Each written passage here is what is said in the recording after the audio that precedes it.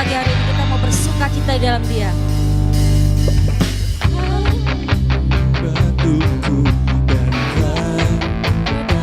Bentengku tak akan ku ragu, Kau menjamin hidupku, Kau keselamatanku dan Kau yang membelaku. Tak akan ku takut, kuasa-Mu di dalamku. Walau badai menerpa di dalam hidupku ini, namun tangan-Mu Tuhan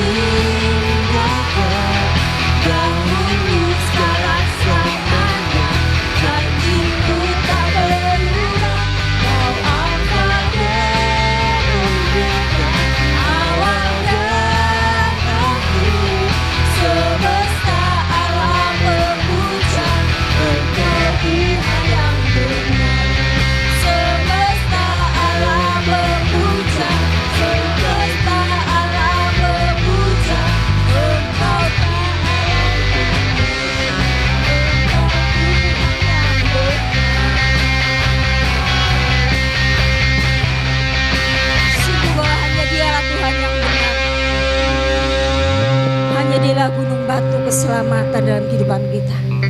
Mari saat pagi hari ini kita mau masuk dalam hadirat-Nya, karena Dia Allah yang tidak pernah meninggalkan kita. Saat kita ada di dalam gelombang, Dia senantiasa ada di sana, karena pertolongannya luar biasa dalam hidup kita.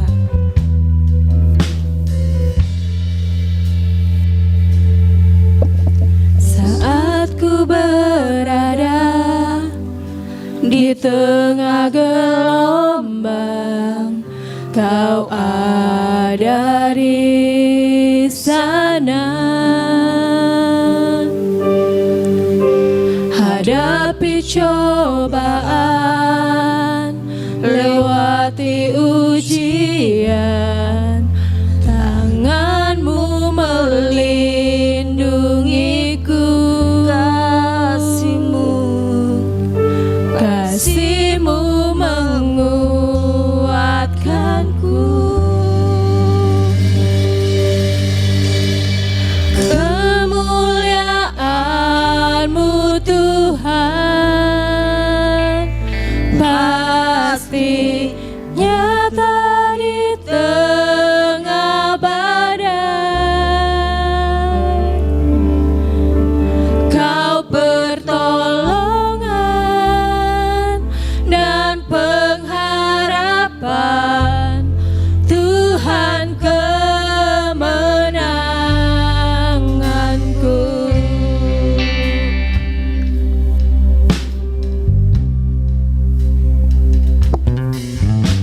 Saat ku berada di tengah gelombang, Kau ada di sana.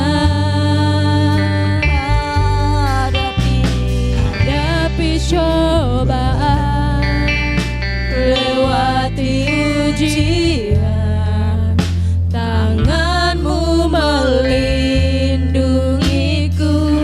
Kasih-Mu menguatkanku.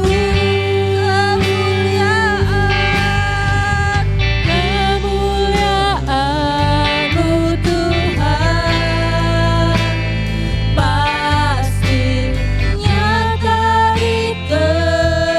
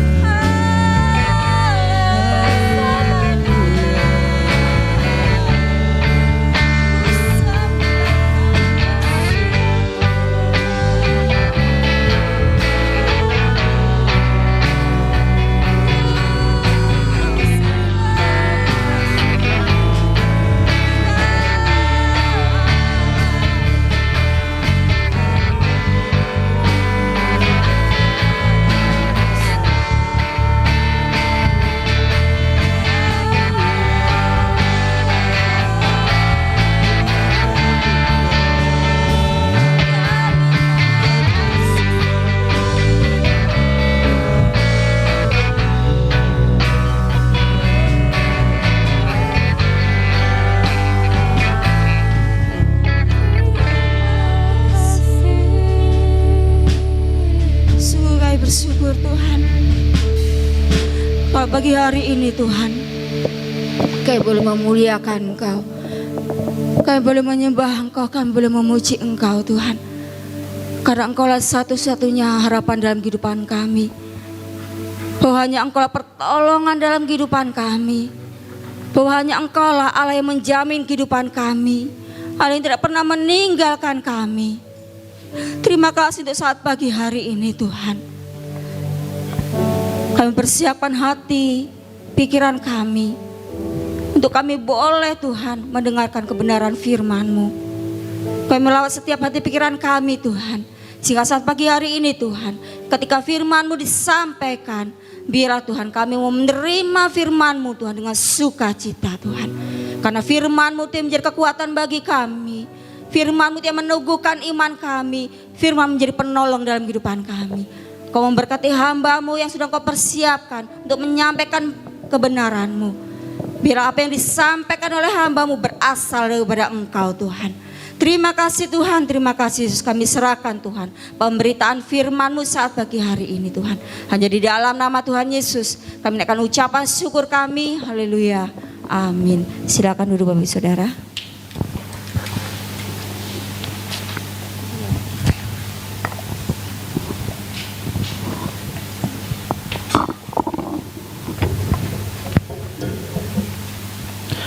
Shalom. Puji Tuhan, kembali pagi hari ini kita boleh bersama-sama belajar dan merenungkan firman Tuhan. Dan saat ini saya ingin menyampaikan firman Tuhan dengan tema atau judul yaitu God is our helper. Ya.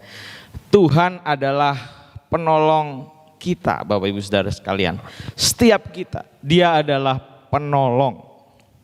Ya, bukan seperti pepatah dunia atau orang suka bercanda gitu ya. Bukan jadi penolong tapi perongrong. Ya. Tapi Tuhan kita, Dia adalah sungguh-sungguh, Dia adalah penolong untuk setiap kita. Amin, Bapak Ibu Saudara sekalian. Ya, saya rasa ini bukanlah judul yang asing. Saya rasa setiap kita punya pengalaman akan pertolongan Tuhan dalam kehidupan kita. Ya. Semua dari kita, bukan hanya yang sudah usia lanjut, ya, usia muda, bahkan teman-teman pelajar pun pasti punya pengalaman, punya cerita tentang pertolongan Tuhan ini. Ya. Dan kita sebagai orang-orang percaya bukan hanya pernah punya pengalaman itu, tapi kita mau terus mengingat, terus percaya Bapak Ibu Saudara sekalian. Dan itu yang firman Tuhan katakan. Ya, kita akan sama-sama buka terlebih dahulu di dalam Yesaya pasalnya yang ke-30.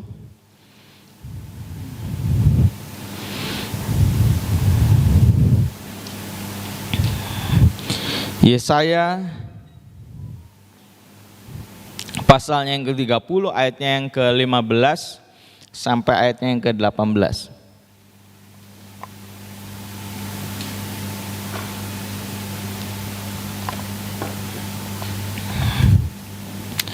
Di sana dari judul perikopnya kita sudah bisa melihat ya bahwa Dia adalah penolong. Ya, di sana ditulis bukan Mesir tetapi Tuhan yang memberi pertolongan. Kalau Bapak Ibu Saudara sekalian sudah menemukan, saya undang untuk sekali lagi kita akan baca ayat tersebut bersama-sama dari Yesaya pasal yang ke-30 ayatnya yang ke-15 sampai dengan ayatnya yang ke-18. Yesaya pasal yang ke-30 ayat 15 sampai ayat yang ke-18. 1, 2, 3. Sebab beginilah firman Tuhan Allah yang Maha Kudus, Allah Israel. Dengan bertobat dan tinggal diam kamu akan diselamatkan. Dalam tinggal tenang dan percaya terletak kekuatanmu. Tetapi kamu enggan. Kamu berkata, bukan kami mau naik kuda dan lari cepat, maka kamu akan lari dan lenyap. Katamu pula, kami mau mengendarai kuda tangkas, maka para pengejarmu akan lebih tangkas lagi. 1.000 orang akan lari melihat ancaman 1 orang, terhadap ancaman 5 orang kamu akan lari. Sampai kamu ditinggalkan seperti tonggak isyarat di atas puncak gunung, dan seperti panji-panji di atas bukit. Sebab itu Tuhan menanti-nantikan saatnya hendak menunjukkan kasih-Nya kepada kamu. Sebab itu Ia bangkit hendak menyayangi kamu. Sebab Tuhan adalah Allah yang adil. Berbahagialah semua orang yang menanti-nantikan Dia. Amin. Silakan duduk Bapak Ibu Saudara sekalian. Ya. Firman Tuhan ini menggambarkan, mengingatkan kita orang-orang percaya, di mana pada saat itu firman Tuhan memang dikhususkan, diperuntukkan untuk bangsa Israel. Tapi bangsa Israel merupakan gambaran dari setiap kita orang-orang percaya. Ya, di mana kita pun mungkin seringkali saat menghadapi masalah, kesulitan seperti bangsa Israel, dia bilang apa? Ya, kami maunya naik kuda, kami maunya lari cepat, gak mau lama-lama. Tapi yang terjadi apa? Kamu akan lari dan lenyap. Terus bilang lagi apa orang Israel? Kami maunya mengendarai kuda tangkas. Ya. Kami punya kekuatan, kami punya kemampuan, kami mau maju. Tapi firman Tuhan bilang apa? Pengajarmu akan lebih tangkas. Ya. Kita akan lari saat menghadapi ancaman 5 orang. Ya. Diingatkan lagi apa? Kalau kita demikian, kita akan seperti tongkat, ya, seperti panji. Kalau Bapak Ibu sekalian lihat film kolosal, film peperangan, ya, saat mereka berperang mereka selalu bawa panji, bawa bendera. Ya. Kalau yang kerajaan-kerajaan di Cina ada kerajaan apa? Kerajaan pasti ada benderanya. Ya, menunjukkan dia adalah bangsa ini, bangsa A, bangsa B, bawa benderanya, bawa panjinya. Tapi pada saat selesai perang, ya, paling yang dibawa paling cuma 1, yang lainnya ditinggal, ditaruh di bukit-bukit. Enggak semua dibawa, Bapak Ibu Saudara sekalian. Ya, apalagi yang kalah, udah pasti enggak dibawa, ditinggal. Ya, kita akan demikian. Padahal kalau kita lihat ayat 18 di sana dikatakan apa? Tuhan kita dia hendak, ya, saya kasih tulisan warna merah, kasih garis bawah Bapak Ibu Saudara sekalian. Dia hendak menunjukkan kasih-Nya kepada kita. Dia hendak menyayangi kita. Ya. Kata hendak di situ merupakan sebuah penekanan. Ya, bahwa ada sebuah kerinduan yang ingin cepat-cepat dinyatakan, ditunjukkan. Ya. Tuhan punya kerinduan, dia ingin cepat-cepat nyatain. Ya, Bapak Ibu Saudara sekalian. Ya. Terhadap bangsa Israel yang tadi ditulis. Ya. Tapi bangsa Israel maunya berbeda. Padahal kehendak Tuhan, kerinduan Tuhan, dia ingin cepat-cepat, ini lokasiku. Ya, karena di situ diingatkan di ayat itu Bapak Ibu Saudara sekalian, yang Bapak Gembala seringkali ajarkan, ingatkan. Ya, di dalam satu ayat itu, di ayat 18 itu, di situ bisa menggambarkan tentang Allah kita, 2 sifat Allah kita. Dia nggak cuma kasih, ya, kasih sayang, tapi dia juga ditulis di situ, ditegasin. Allah yang adil. Ya. Dia nggak bisa Bapak Ibu Saudara sekalian menghilangkan keadilannya, dia hanya menunjukkan kasih-Nya aja nggak bisa. Ya. Harus keadilan dan kasih-Nya dan keadilannya. Begitu juga saat Tuhan Yesus dia mati di atas kayu salib, itu bukan hanya menunjukkan bahwa dia itu Allah yang kasih, bukan. Dia itu juga Allah yang adil. Ya. Dia nggak dari surga dia bilang manusia selamat, itu Allah yang kasih. Stop. Tapi dia juga Allah yang adil, sehingga dia mengutus, memberikan anak yang tunggal, Tuhan Yesus. Dia mati di atas kayu salib. Itu menunjukkan keadilannya. Nangkep ya Bapak Ibu Saudara sekalian. Dalam satu di atas kayu salib itu gak cuma kasih, tapi keadilan. Begitu juga ayat ini. Ya, oleh sebab itu Bapak Ibu Saudara sekalian, ya, kita mau belajar dari ayat tersebut, dan saya menemukan ada 3 hal yang kita bisa lakukan, yang menjadi bagian setiap kita. Sekali lagi, ya, ada memang pengajaran yang selalu menekankan Allah itu kasih benar, tapi jangan lupa dia juga adalah Allah yang adil. Di dalam salibnya ada kasih dan keadilan. Ya. Jangan kita mencari cara kita sendiri. Ya, ayat yang tadi kita sama-sama baca, bangsa Israel dia cuma pakai caranya sendiri. Dia cari jalan keluar sendiri. Dia pakai keinginannya sendiri. Ya, pengennya cepet-cepet selesai, pengennya cepet-cepet beres, pengennya menangnya sesuai dengan pikirannya, keinginannya. Ya, tapi sekali lagi, Allah kita tetap dia adalah Allah yang menolong. Di dalam Mazmur pasalnya yang ke-46 ayat yang kedua. Mazmur pasal 46 ayat yang kedua, di sana dikatakan, Allah itu bagi kita tempat perlindungan dan kekuatan. Sebagai penolong dalam kesesakan, sangat terbukti. Bukan hanya terbukti, tapi dia sangat terbukti. Amin Bapak Ibu Saudara sekalian. Ya.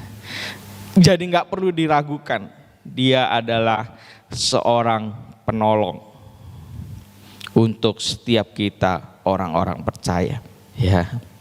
Nah, bagian kita bisa menemukannya di ayatnya yang ke-15. Ya.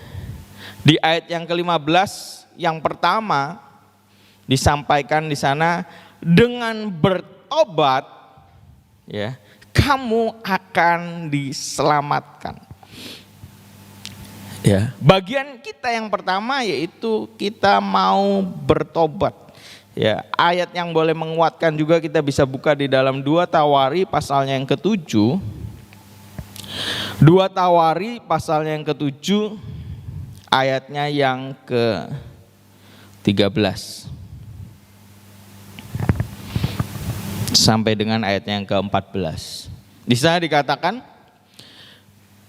bila aku menutup langit sehingga tidak ada hujan, dan bila mana aku menyuruh belalang memakan habis hasil bumi, dan bila mana aku melepaskan penyakit sampar di antara umatku, dan umatku yang atasnya namaku disebut merendahkan diri, berdoa dan mencari wajahku, lalu berbalik dari jalan-jalannya yang jahat, maka aku akan mendengar dari sorga dan mengampuni dosa mereka, serta memulihkan negeri mereka. Ya. Berbalik dari jalan-jalan yang jahat, bertobat. Ya, bertobat itu berbalik. Ya.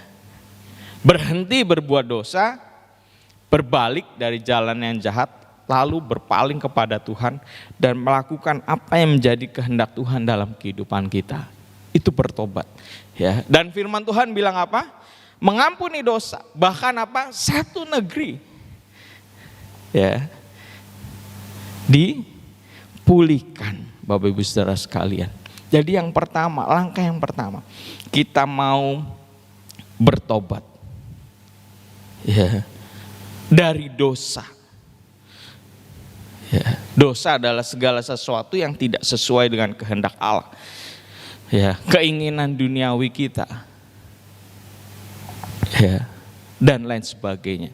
Termasuk kalau Bapak Ibu Saudara sekalian kita sama-sama pelajari, ya, Adam dan Hawa itu yang dia lakukan apa? Cuma makan buah. Ya, kalau di gereja anak itu gambarnya apel lagi. Ya, jadi kalau apel itu jangan dimakan. Ya. Ya, kalau di gereja anak gambarnya apel. Mungkin bingung kalau durian makannya susah gitu ya, gambarnya susah. Kalau apel kelihatan dan umum di mana-mana ada gitu ya. Jadi kalau lihat gereja anak gambarnya apel. Cuma makan buah Bapak Ibu Saudara sekalian. Tapi dikatakan manusia jatuh dalam dosa. Kenapa? Cuma makan buah.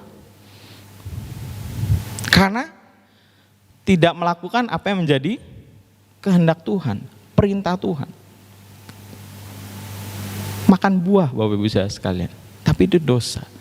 Ya. Nah, kita mau belajar bertobat, berhenti berbuat dosa dan melakukan apa yang menjadi kehendak Tuhan dalam kehidupan kita. Ya, kita mau jadi orang-orang percaya yang takut akan Tuhan, menghormati Tuhan, dan firman Tuhan bilang saat kita menghormati Tuhan, Tuhan menghormati kita. Ya. Itulah bagian kita. Ya. Dan bertobat di sini bukan hanya berarti kapok gitu ya, bukan cuma aduh kapok ya, tapi benar-benar berhenti ya, meninggalkan perbuatan-perbuatan yang tidak sesuai dengan kehendak Tuhan ya. Dan hal yang saya sampaikan di sini, kenapa menjadi poin yang pertama bertobat, karena memang sesuai dengan firman Tuhan. Tapi bukan kita menjadi orang-orang yang sudah tahu akan firman Tuhan ini lalu kita menjadi seorang penghakim, menghakimi orang lain. Ya, oh berarti orang itu punya dosa. Oh berarti orang itu belum bertobat. Bukan. Bagian kita mengkoreksi diri kita. Ya. Saat kita punya kesulitan, saat kita punya masalah, hal yang berat dalam kehidupan kita, kita perlu mengkoreksi diri kita. Ya, Bapak Gembala suka menyampaikan ya, bahwa berapa persen? 90%. Saya lupa. Ya. Kesalahan, kesulitan yang kita buat itu karena kesalahan yang kita lakukan, keputusan yang kita ambil. Ya. Kesulitan yang terjadi dalam kehidupan kita itu persentasenya lebih banyak karena keputusan yang kita buat, keputusan yang kita ambil, karena hal yang kita lakukan. Ya, sehingga itu menimpa dalam kehidupan kita. Betul. Jarang sekali yang seperti Ayub, orang yang saleh, yang Tuhan yang bilang loh ya, bukan manusia.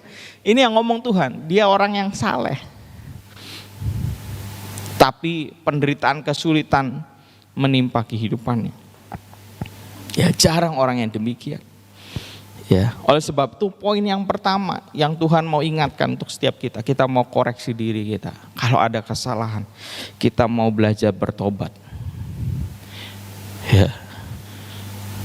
Kalau kesulitan menimpa bangsa kita, ya, kita mau lihat koreksi diri kita sebagai anak-anak bangsa. Ya, kita mau bertobat, mengakui apa yang menjadi kesalahan kita yang tidak sesuai dengan kehendak Tuhan. Kita mau berpaling kepada Tuhan. Amin Bapak Ibu Saudara sekalian. Lalu yang kedua, di sana dikatakan kembali dalam Yesaya pasal yang 30, dengan bertobat dan apa? Tinggal diam, kamu akan diselamatkan. Dalam tinggal tenang. Ya, jadi selain bertobat, yang kedua yang menjadi bagian kita mau belajar untuk tinggal diam atau tenang. Ya.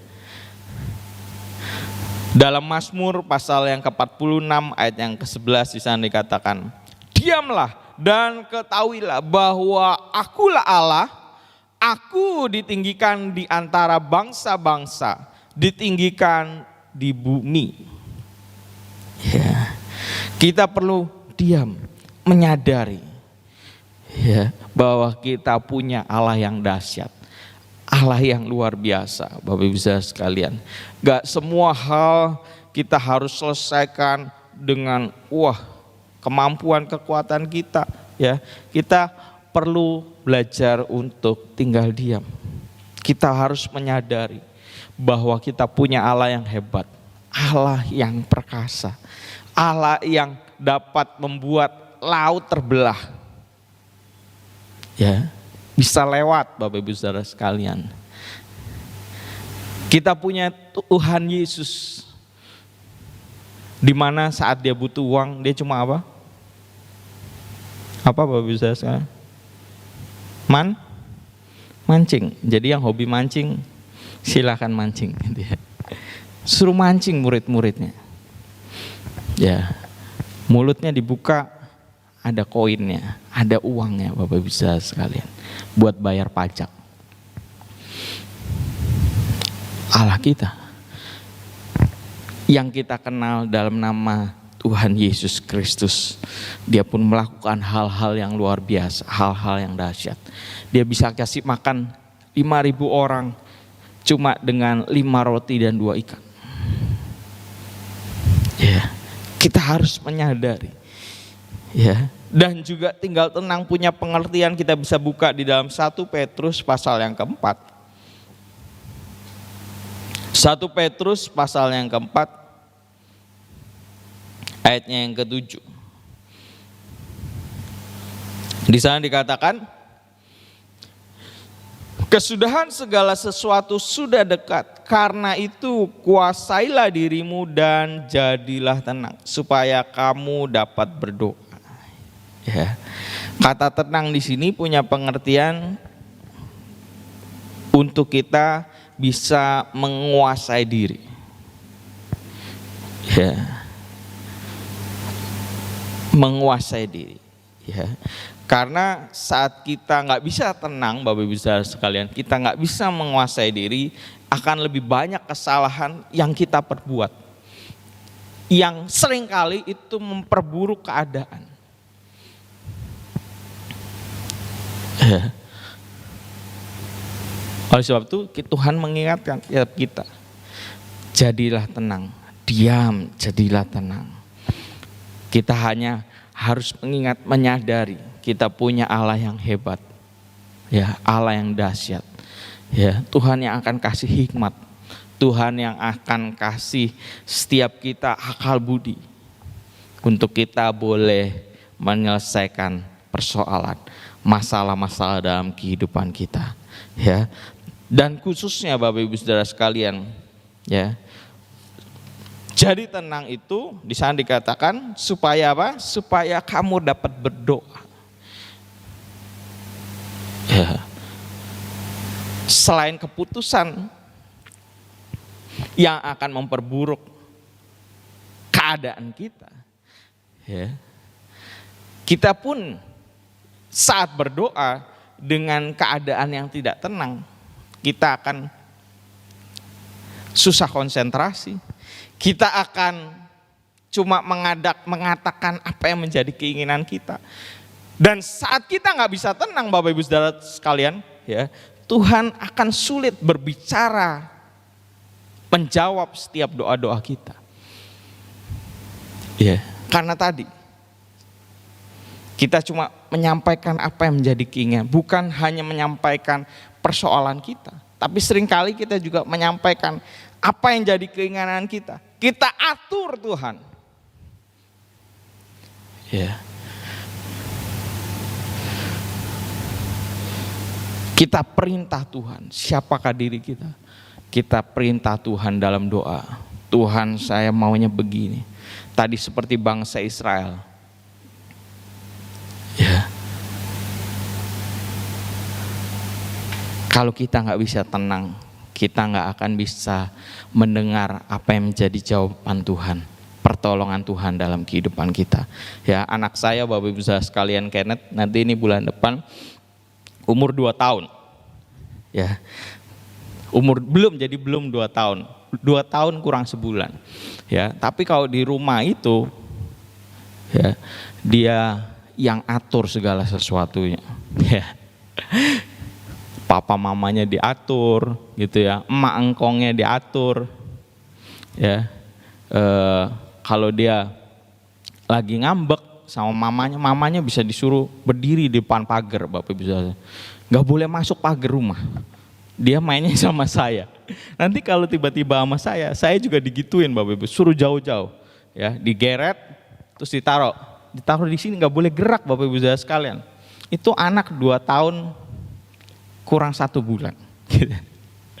Ya, terus misalnya lagi mainan mobil yang didorong-dorong gitu ya, mobil yang didorong-dorong, dia bisa ngatur Bapak Ibu saudara sekalian.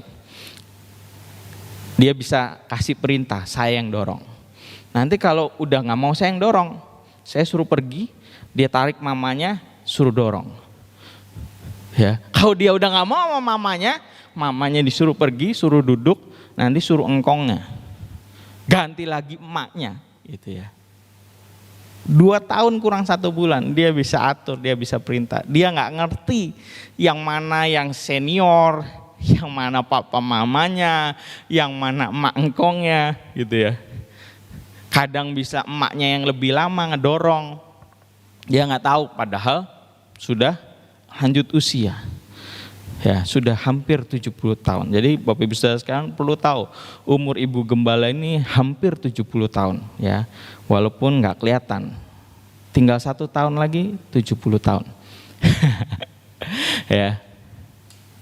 Suruh dorong, bisa lebih lama gitu ya.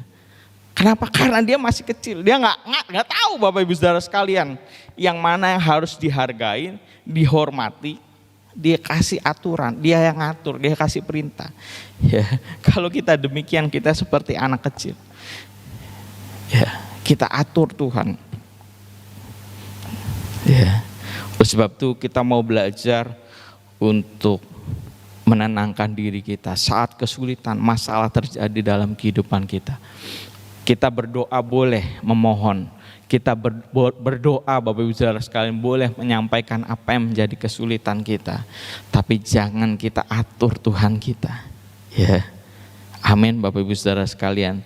Dia adalah Tuhan, dia adalah Allah. Lalu yang ketiga Bapak Ibu saudara sekalian, kita buka kembali di dalam Yesaya pasal yang ke-30. Di sana dikatakan apa? Dan percaya terletak kekuatanmu. Ya. Jadi selain bertobat, lalu kedua tinggal diam atau tenang, yang ketiga yaitu percaya dan menantikan Tuhan. Ya.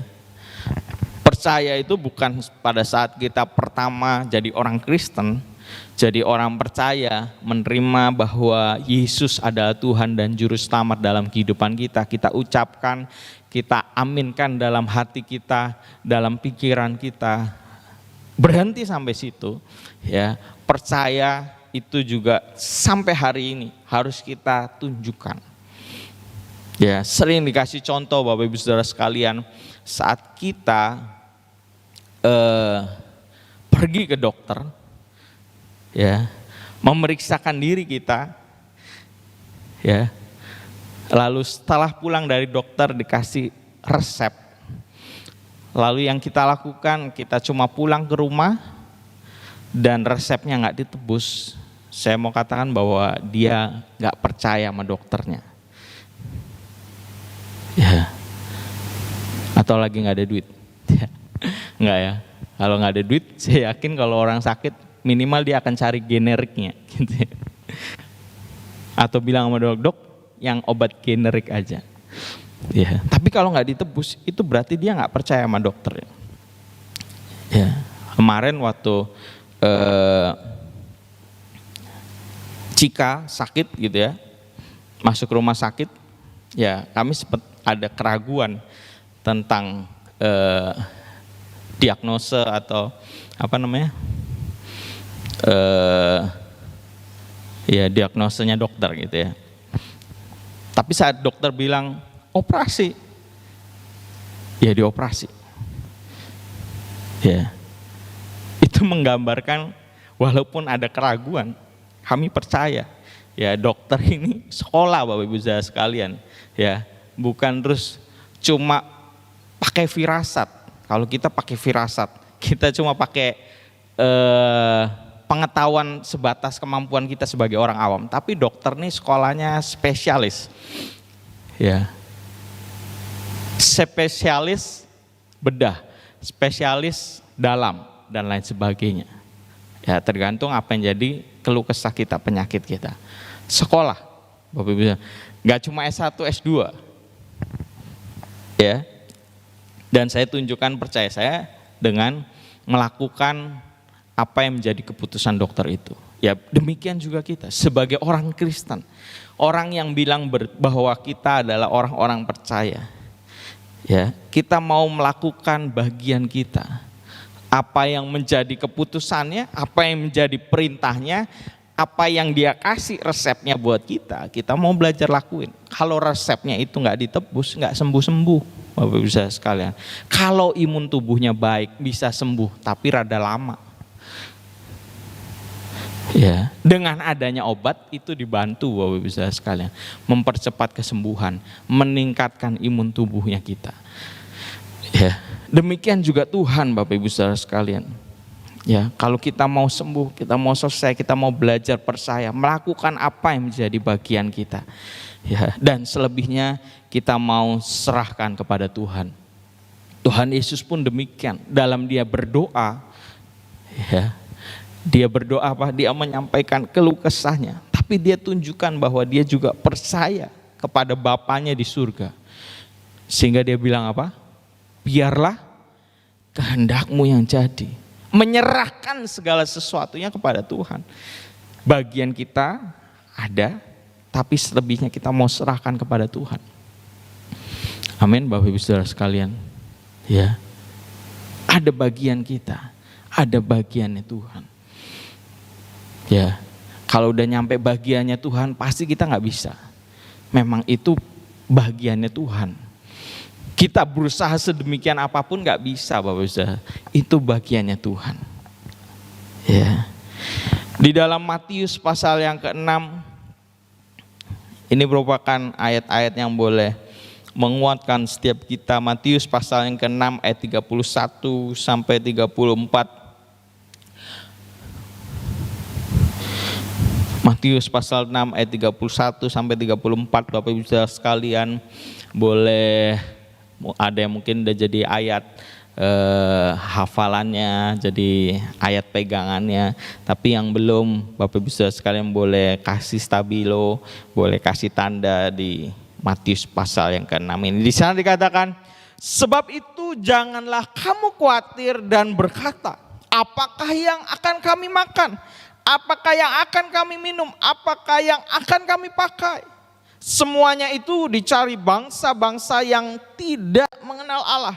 Akan tetapi Bapamu yang di surga tahu bahwa kamu memerlukan semuanya itu. Ya, Tuhan tahu Bapak Ibu Saudara sekalian. Kita masih belum pakai tubuh kemuliaan. Kita harus makan, kita harus minum.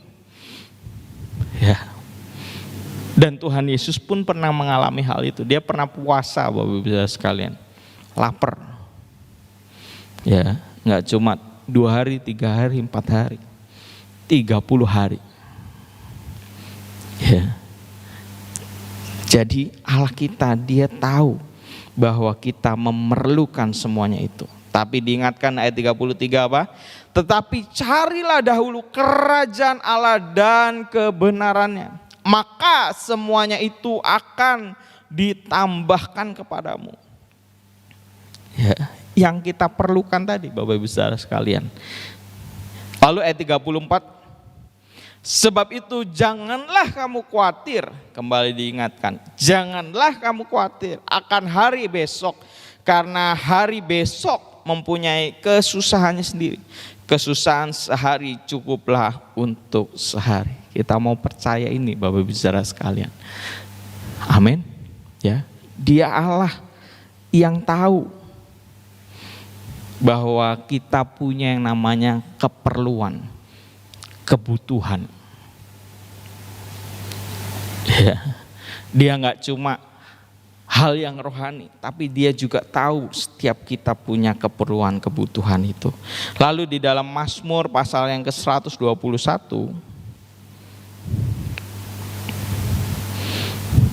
Mazmur pasalnya yang ke-121, Ya.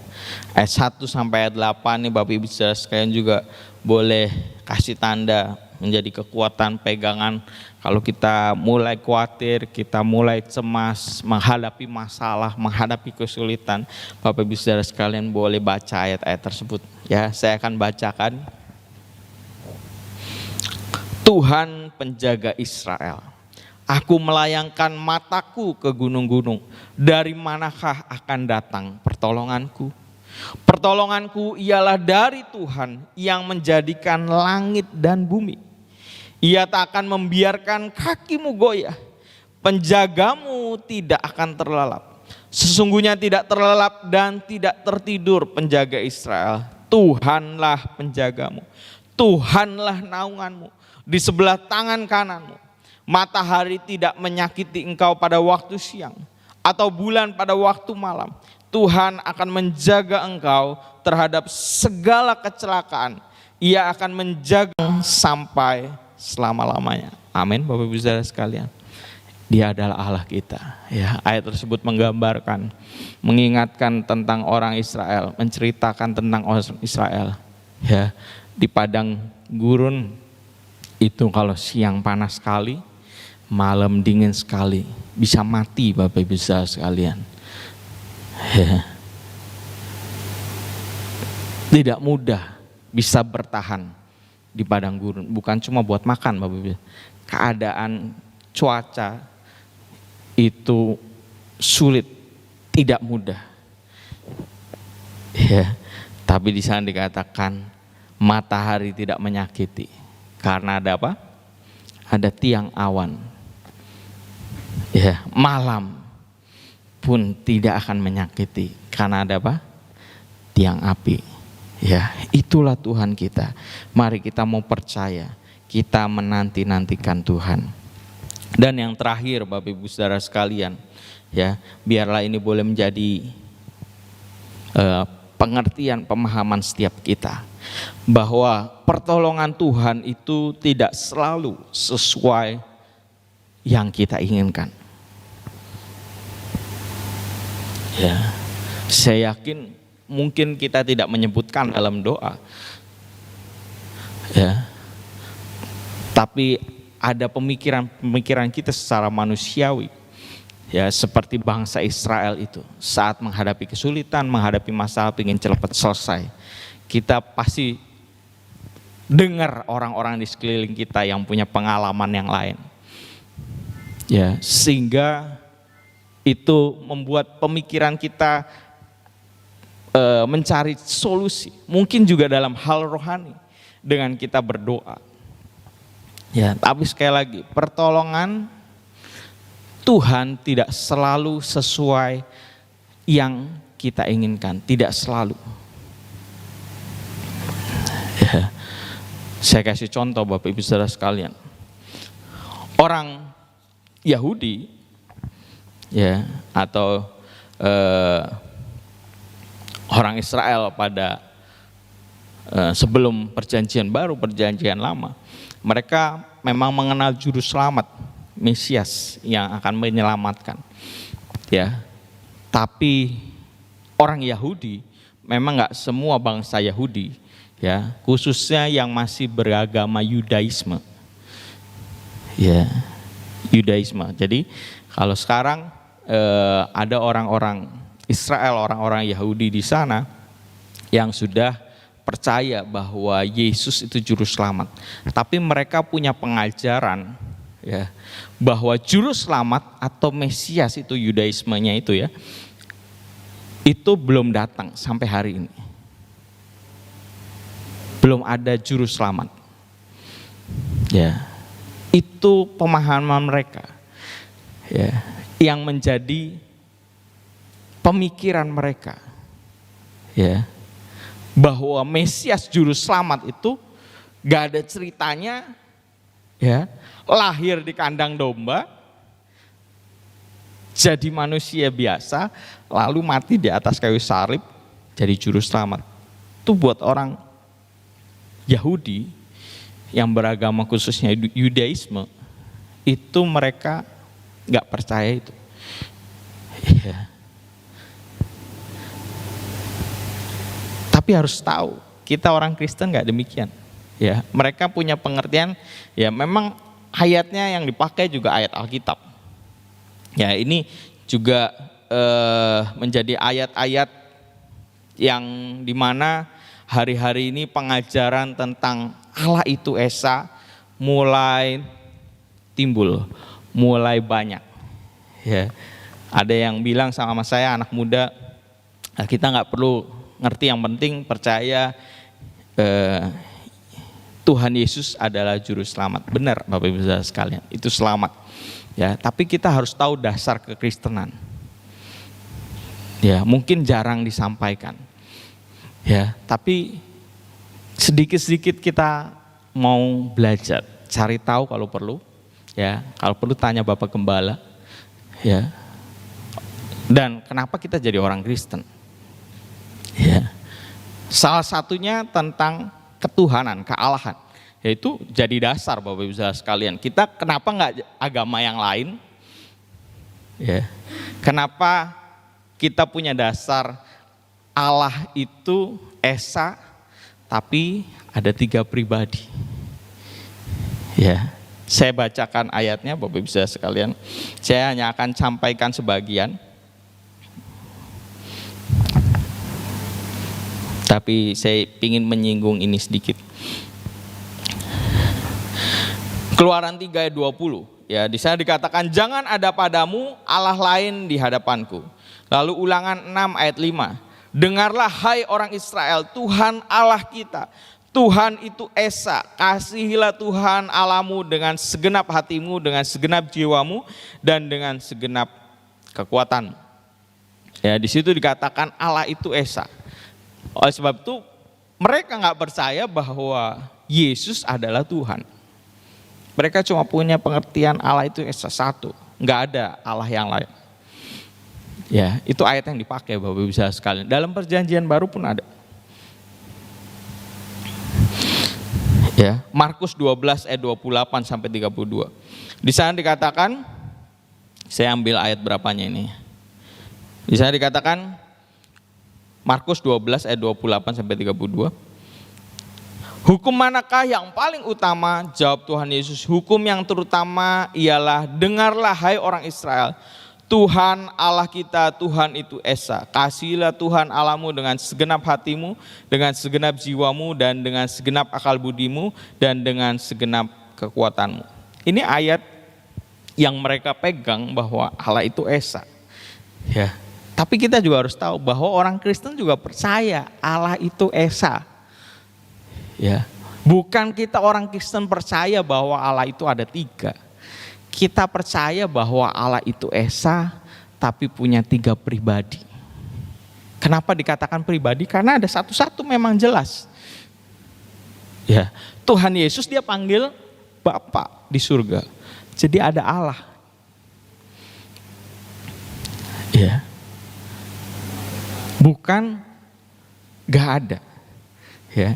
Yang pengertian hari-hari ini timbul bahwa Tuhan Yesus tuh Allah di surga turun jadi manusia. Jadi di surganya nggak ada Allah. Ya, itu pengertian mereka. Ya, bukan dalam 3 pribadi, tapi satu, tapi berubah bentuk. Ya, jadi Tuhan Yesus berubah lagi jadi Roh Kudus. Itu ada yang demikian. Kalau Yudaisme enggak, Yudaisme cuma Allah itu Esa, Yahweh, Allah Bapa, YHWH. Ya, nggak ada Tuhan Yesus. Ya, nah, kita harus mengerti. Kita nggak demikian. Ya, kita punya pengertian Allah itu satu dalam 3 pribadi. Gampangnya selalu dikasih contoh. Diri kita, di dalam diri kita ini satu ya. Saya Dian. Tapi di dalam diri saya ada rohnya, ada roh Dian. Ya, saya punya tubuh Dian, jiwa saya juga jiwa Dian. Itu beda. Makanya kalau Bapak Ibu suka, kalau kita orang Indonesia ya umum soal magic gitu ya. Kalau orang yang diomong mati suri apa? Rohnya keluar, betul ya, dari tubuhnya mati suri. Ya, kita orang Kristen juga percaya nanti saat kita meninggal, tubuh kita di tanah memang, tapi roh kita ke surga. Ya. Dalam satu dian itu ada roh, ada tubuhnya, ada jiwanya, Bapak Ibu Saudara sekalian. Allah pun demikian. Itu gambaran gampangnya. Ya. Gambaran gampangnya yang kita bisa pahami. Tapi tetap satu. Saya tetap dian. Bapak Ibu Saudara sekalian bisa lihat saya sebagai satu kesatuan. Begitu juga ada dengan Allah kita. Ya, mungkin Bapak Ibu, kalau gitu kenapa bisa yang itunya bisa turun ke muka bumi, lalu Roh Kudusnya saat ini bisa ada di muka. Tapi itu Tuhan kita. Dia bukan manusia, Bapak. Kalau kita nggak bisa gitu ya. Roh kita dalam sekarang terus rohnya jalan-jalan gitu ya, tubuhnya di sini. Ya. Atau jiwanya pergi, ya mati. Ya, saat rohnya pergi juga orang kita bilang apa? Mati suri. Tubuhnya nggak bisa ngapa-ngapain. Itu manusia, tapi Tuhan nggak demikian. Ya, karena Dia Tuhan, Dia Allah, Dia Maha Kuasa. Jadi memungkinkan bahwa pribadi yang satunya jadi turun ke muka bumi. Ya, itulah Tuhan Yesus. Itulah Roh Kudus. Itu memungkinkan karena Dia Allah, karena Dia Tuhan. Dan ayat-ayatnya pun banyak yang melengkapi hal tersebut. Dan Bapak Ibu Saudara sekalian harus tahu, ya, ini sudah menjadi kesepakatan bersama oleh bapak-bapak gereja pada awal mula gereja itu dibentuk. Dan mereka bukan orang bodoh, Bapak Ibu Saudara, bukan orang goblok. Dan pengajaran tentang Allah itu Esa yang menyimpang, ya, yang menyimpang ini itu udah ada dari zaman dulu. Namanya apa, aliran atau ajaran sesatnya itu namanya sabalisme. Itu udah ada dari zaman dulu. Memang sekarang baru bermunculan lagi. Ya, di sinode sebelah, sinode yang sebelah dari sinode kita belum ada, Bapak Ibu Saudara sekalian. Ya, berharap nggak ada. Dari sinode sebelah itu sampai ada pendeta yang mengundurkan diri karena dia dapat pemahaman tersebut. Yang dia katakan bahwa itu Alkitabiah. Padahal kalau dipelajari dari zaman dahulu, ya, dari bapak-bapak gereja menetapkan hal itu sesudah sekian puluh tahun, sekian ratus tahun, ajaran itu pun sudah ada. Dan mereka pun sama mengatakan bahwa mereka adalah orang yang Alkitabiah. Ya, bukan cuma tentang teologi, tapi mereka menyatakan diri, gue lebih Alkitabiah. Gitu ya. Dan itu disampaikan saat ini. Terulang Bapak Ibu Saudara sekalian. Ya. Padahal nggak demikian. Nah, kita harus tahu akan hal tersebut. Ya, sedikit Bapak Ibu Saudara sekalian supaya kita punya pengertian, pemahaman ini. Ya. Dan Yahudi demikian. Padahal Bapak Ibu Saudara sekalian, pertolongan Allah beda. Allah punya pemikiran sendiri, Dia punya kehendak, dan itu nggak bisa diganggu gugat. Dan saya percaya Bapak Ibu Saudara sekalian, kehendak Tuhan, pertolongan Tuhan itu lebih baik, jauh lebih baik dari apa yang kita pikirkan, betul? Ya, termasuk tentang juru selamat melalui Yesus Kristus. Ya, orang Yahudi sampai sekarang Bapak Ibu Saudara sekalian nggak percaya. Ya, karena dia punya pemikiran, keinginannya beda, pemahamannya soal Mesias berbeda. Padahal pertolongan Tuhan itu seringkali tidak sesuai dengan yang kita inginkan. Orang Yahudi menginginkannya Mesias tuh kayak gini, Mesias juru selamat tuh begini. Ya, nangkep ya Bapak Ibu Saudara sekalian. Ya, dan kami pun hari-hari kemarin mengalami hal yang sama. Ya, jika berarti udah hampir 3 minggu yang lalu ya, hari Rabu itu dia sakit perutnya malam-malam, sakit sekali sampai nggak bisa gerak. Jadi cuma nahan sakit gitu doang. Ya. Dulu pernah terjadi, mungkin 1 bulan yang lalu apa 2 minggu yang lalu saya lupa. Dan pada waktu yang dulu kami juga sebenarnya sempat kepikiran untuk bawa dia ke rumah sakit.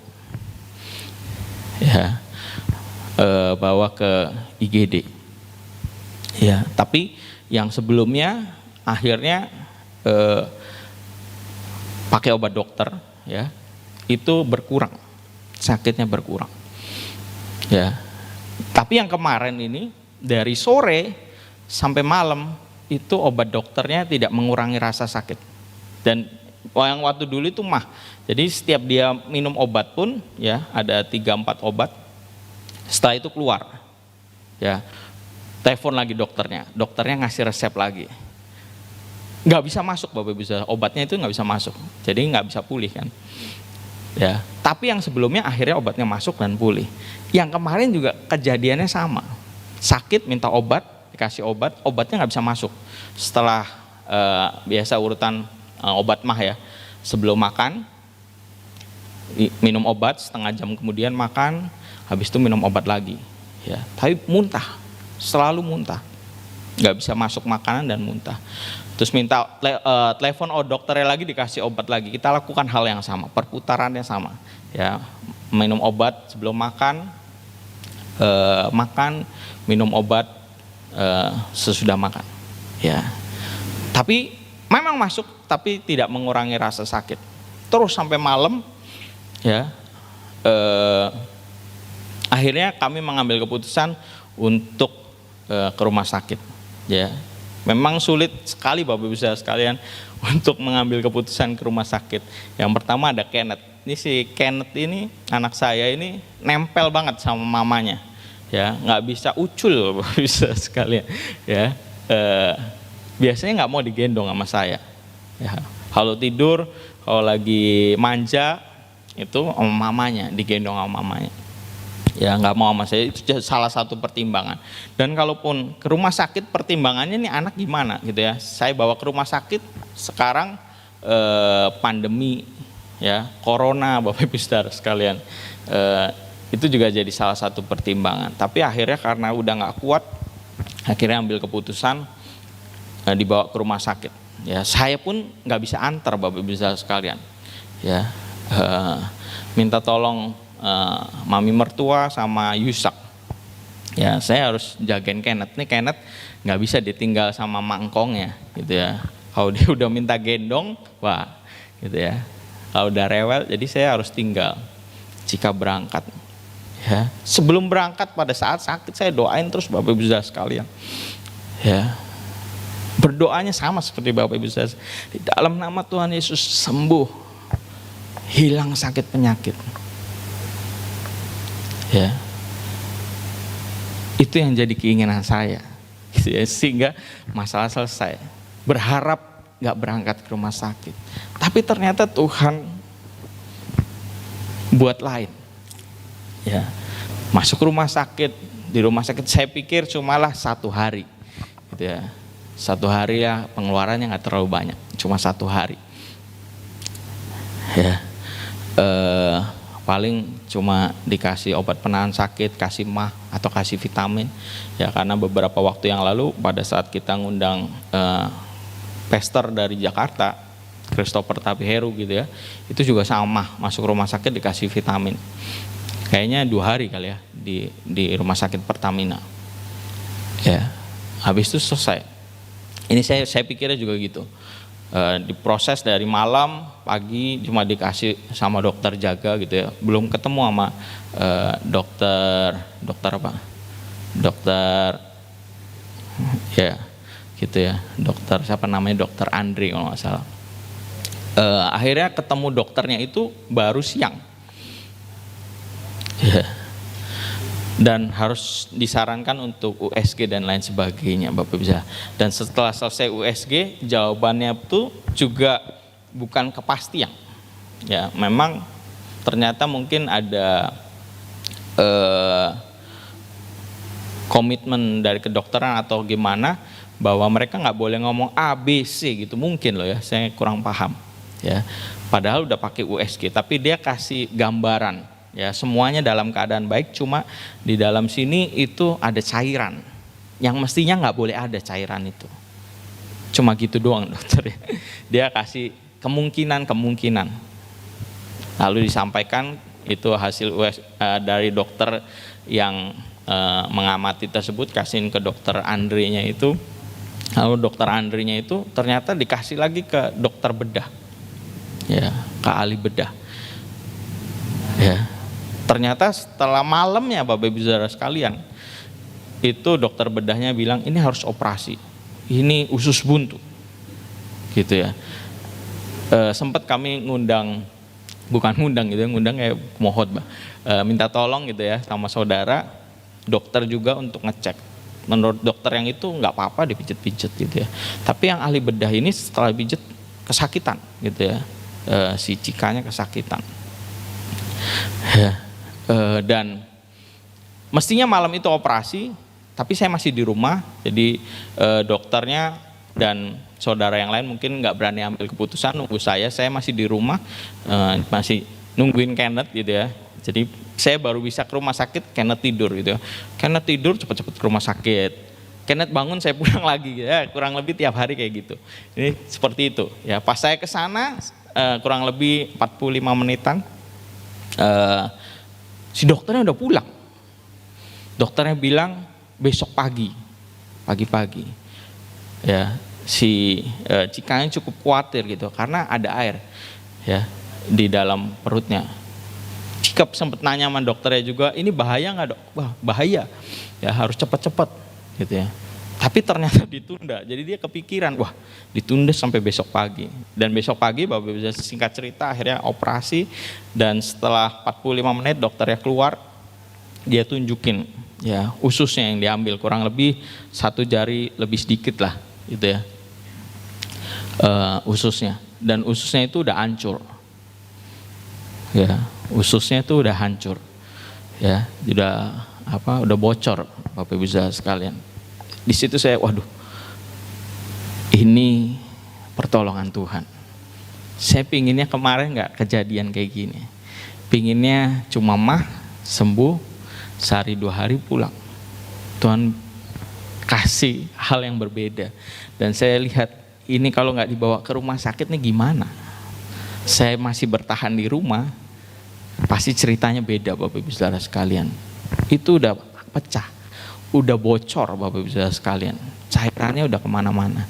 Tadinya operasinya itu cuma di bawah udel, kata dokternya paling cuma sedikit lah di bawah udel. Ya paling cairannya di kanan di kiri dibersihin. Ternyata dioperasiin enggak Bapak Ibu Saudara, hampir 1 kilan lebih. 1 kilan lebih. Dari sini sampai di bawah udel. Ya, jadi panjang sekali.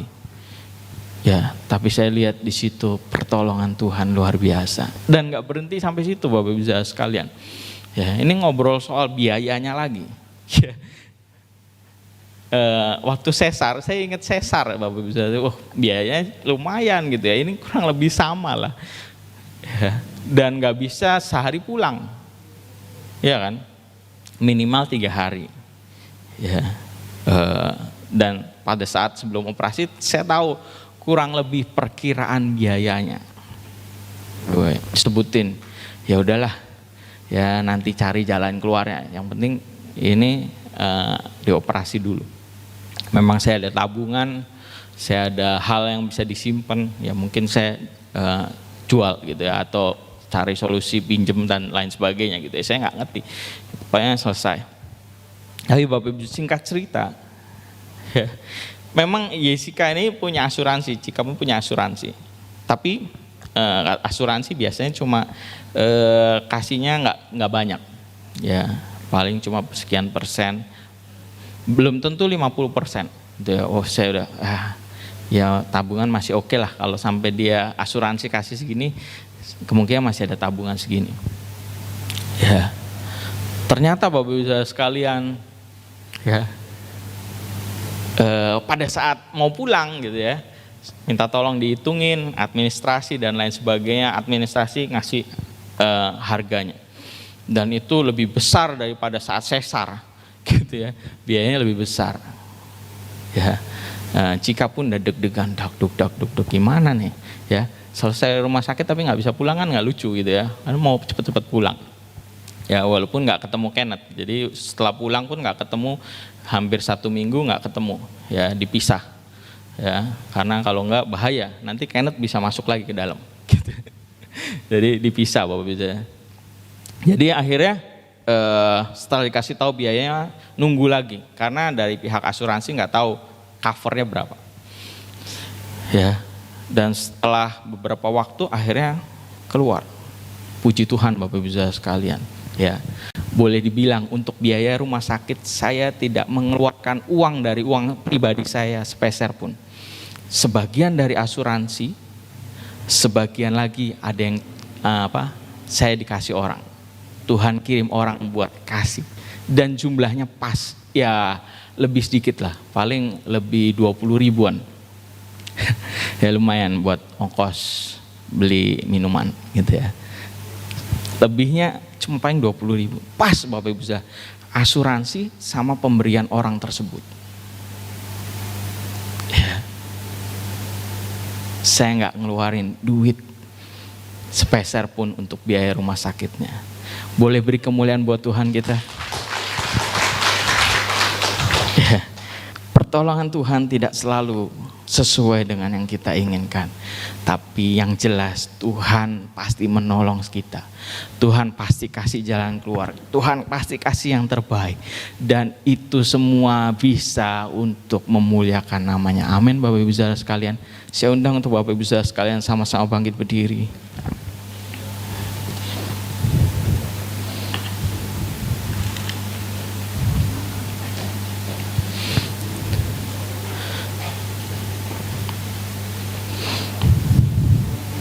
Kita akan naikkan pujian nih.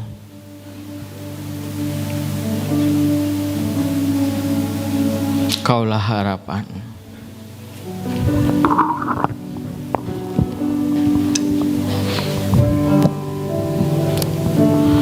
Bukan dengan kekuatanku Ku dapat jalani Tuhan yang di sampingku. Ku tak mampu sendiri. Amin.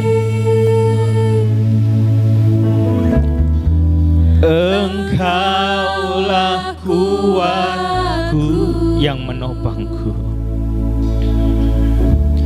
yang menopangku. Ku pandang wajah-Mu dan berseru, pertolonganku datang dari-Mu. Peganglah tanganku, jangan lepaskan. Kaulah harapan dalam hidupku. Kita naikkan pujian kembali dari awal.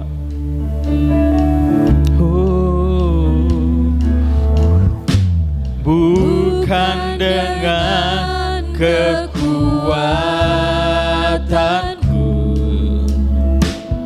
ku dapat jalani hidupku. Tanpa Tuhan yang di sampingku, Ku tak mampu sendiri. Katakan, Engkaulah kuatku dan peganglah tanganku dan berseru. Haleluya.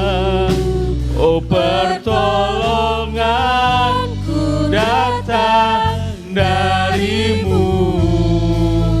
Peganglah tanganku, jangan lepaskan. Kaulah harapan dalam hidupku. Bapak Ibu saudara sekalian, biar lagu ini boleh menjadi pengertian setiap kita. Bahkan ini boleh menjadi hal yang kita ekspresikan juga. Kita tunjukkan bahwa kita percaya, bahwa kita tahu dengan sungguh bahwa kita gak bisa hidup tanpa Dia. Kita perlu pertolongannya. Kita mau terus berharap hanya kepada Tuhan. Memang seringkali pertolongan Tuhan tidak sesuai dengan apa yang kita inginkan, dengan apa yang kita pikirkan. Tapi sering kita harus tahu, Dia tetap Allah yang menolong. Dia tahu apa yang menjadi kebutuhan kita. Dia tahu apa yang menjadi keperluan setiap kita. Mari kita mau belajar percaya kepadanya. Kita mau belajar katakan, biarlah kehendak-Mu yang jadi dalam kehidupanku. Apa yang terjadi bukan memuliakan diriku, tapi apa yang terjadi biar itu memuliakan Engkau, memuliakan nama-Mu. Terima kasih Tuhan, terima kasih. Saya percaya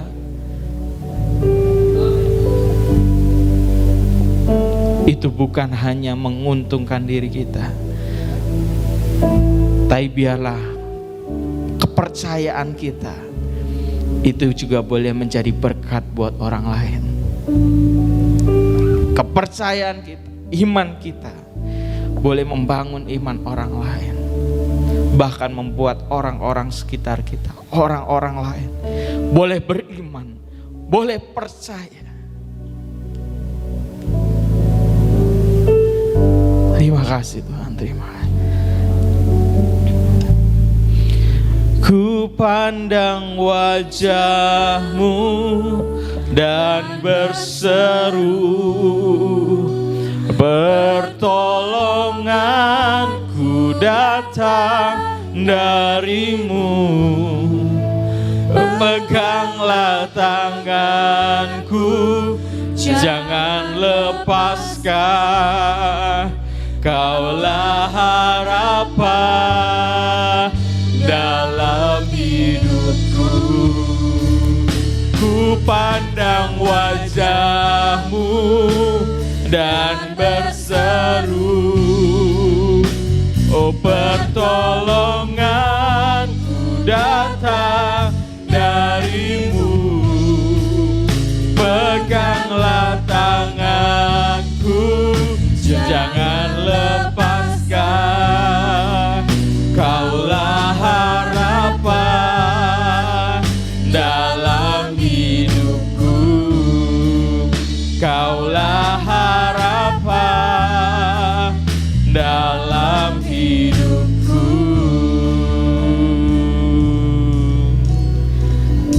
Benar Tuhan, bahwa Engkau adalah pengharapan kami. Engkau adalah kekuatan buat setiap kami Bapa. Pegang terus tangan kami ya Bapa, jangan lepaskan kami Tuhan, karena kami Tuhan tidak bisa hidup tanpa Engkau Tuhan. Terima kasih Tuhan, terima kasih.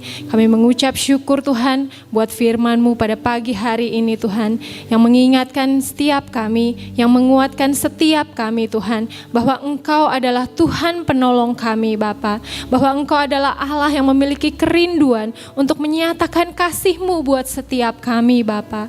Dan kami juga diingatkan Tuhan untuk kami Tuhan, saat Engkau menolong kami, ada bagian yang harus kami kerjakan, ada bagian yang harus kami lakukan ya Bapa.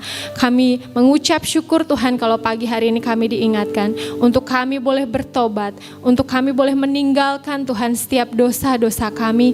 Kami mau berbalik kepada Engkau Tuhan, kami mau merendahkan diri dan kami mau berdoa kepada Engkau ya Bapa saat kami menghadapi kesulitan Tuhan. Terima kasih Bapa, terima kasih. Ampuni kami Tuhan, seringkali Tuhan saat kami menghadapi kesulitan, kami tidak mengintrospeksi diri kami. Ampuni kami Tuhan, saat kami menghadapi kesulitan, seringkali Tuhan kami tidak bisa tinggal tenang Tuhan. Tapi pagi hari ini Tuhan, kami diingatkan Tuhan, saat kami menghadapi pergumulan, saat kami menghadapi kesulitan, kami mau belajar tinggal diam, kami mau belajar tenang Tuhan. Karena Tuhan, saat kami tidak tenang Tuhan, saat kami tidak bisa tinggal diam Tuhan, kami tidak bisa menyadari, kami tidak bisa mengingat Tuhan bahwa Engkau adalah Allah yang maha kuasa, Engkau Allah Tuhan yang dahsyat Tuhan, Engkau Allah yang sanggup untuk menolong setiap kami. Dan saat kami tidak bisa diam Tuhan, saat kami tidak bisa tenang, kami juga tidak bisa mendengar akan suara-Mu Tuhan. Ampuni kami Tuhan, seringkali Tuhan kami berbuat demikian. Tapi pada pagi hari ini kami diingatkan Tuhan, dan kami mau belajar saat kami menghadapi kesulitan, kami mau belajar tinggal diam, kami mau belajar menenangkan hati kami mau belajar menenangkan pikiran kami, dan kami mau datang berdoa, merendahkan diri kepadamu ya Bapa. Karena kami tahu Tuhan, saat kami berdoa kepada Engkau Tuhan, saat kami menenangkan diri kami, maka kami akan menerima jawaban-jawaban yang daripada-Mu ya Bapa. Terima kasih Tuhan Yesus, terima kasih. Kami juga mau belajar Tuhan, untuk kami boleh tetap percaya dan menanti-nantikan Engkau ya Bapa. Ampuni kami saat kami menghadapi masalah Tuhan, kami menggunakan kekuatan diri kami sendiri, kami menggunakan akal kami menggunakan pikiran kami Tuhan. Ampuni kami ya Bapa. Kami mau belajar percaya Tuhan, dan mengandalkan Engkau lebih lagi Tuhan dalam kehidupan kami ya Tuhan. Dan biarlah Tuhan kehidupan kami boleh semakin baik. Ampuni kami Tuhan, kalau seringkali Tuhan di dalam kehidupan kami berdoa sesuai dengan apa yang kami inginkan Tuhan. Tetapi pada pagi hari ini kami diingatkan Tuhan, bahwa pertolongan-Mu Tuhan tidak selalu sesuai dengan apa yang kami inginkan. Tetapi kami yakin dan percaya bahwa setiap pertolongan-Mu lebih baik dari apa yang kami inginkan, lebih baik dari apa yang kami pikirkan Tuhan. Terima kasih Bapa, terima kasih, kami mengucap syukur Tuhan. Kami juga berdoa buat hamba-Mu Tuhan, Pastor Dian, yang sudah menyampaikan kebenaran firman-Mu. Biar Engkau yang memberkati hamba-Mu lebih lagi Tuhan. Berkati pelayanannya, berkati keluarganya Tuhan, berkati istrinya, berkati anaknya Tuhan. Kau juga yang memulihkan istrinya Tuhan, yang pasca operasi ya Bapa. Biar Engkau yang menolong Tuhan Yesus, Engkau memulihkan seperti sedia kala, sehingga boleh beraktivitas seperti sedia kala Bapa. Terima kasih Bapa, Engkau juga yang mengetahui apa yang menjadi kerinduan hatinya ya Bapa. Terima kasih Tuhan Yesus, terima kasih. Kami mengucap syukur Tuhan. Kalau sebentar kami ingin memberikan persembahan Tuhan, kami mau belajar memberikannya dengan hati yang penuh dengan sukacita. Dan biarlah setiap persembahan kami Tuhan boleh Engkau pakai untuk hormat kemuliaan nama-Mu. Terima kasih Bapa, terima kasih. Hanya di dalam nama Tuhan Yesus Kristus kami berdoa dan mengucap syukur. Haleluya Tuhan, amin. Amin.